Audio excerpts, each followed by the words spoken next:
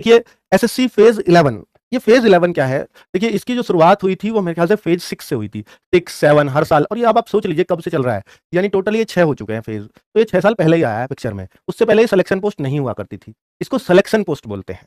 जैसे एक सीजीएल बोलते हैं, आप सीएचएसएल बोलते हैं, सीपीओ बोलते हैं, एमटीएस बोलते हैं।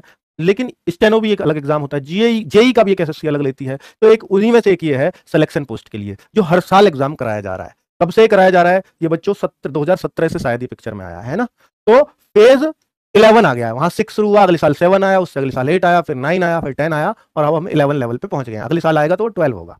बहुत बढ़िया। तो इसमें क्या कौन सी वैकेंसीज आती है? सीजीएल तो सारी मिनिस्ट्री ले जाता है, सीएचएसएल में उससे 10+2 लेवल की आ जाती है। इसमें कौन सी होती है बच्चों? एक तो सीजीएल में होती है ग्रेजुएट लेवल की, उसमें सबको ग्रेजुएट होना चाहिए, वही फॉर्म भर पाता है। सीएचएसएल में सब 12th होना चाहिए, एमटीएस में सब 10th होना चाहिए।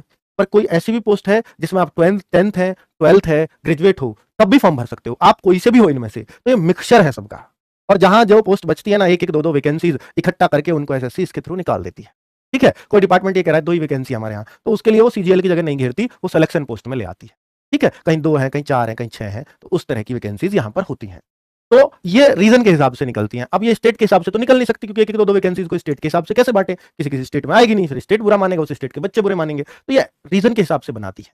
नॉर्दर्न रीजन अलग, एनडब्ल्यूआर रीजन अलग, सीआर रीजन अलग, तो हर रीजन के हिस्से में वैकेंसीज आती हैं। सबसे ज्यादा वैकेंसीज आई हैं वो एनआर रीजन के हिस्से में इस बार आई हैं। हर बार सीआर के में भी ठीक ठाक होती थी, सीआर रीजन भी बड़ा है, इसमें यूपी बिहार आते हैं। तो बच्चों, तो एनसीआर रीजन जो राजस्थान, हरियाणा और ये यूपी का वेस्टर्न यूपी, ये सब एनआर रीजन में आते हैं। इस रीजन में बहुत सारी वैकेंसीज इस बार हैं, और टोटल 5000 से ज्यादा वैकेंसी है, और 5000 जहां हो वो काफी ही है।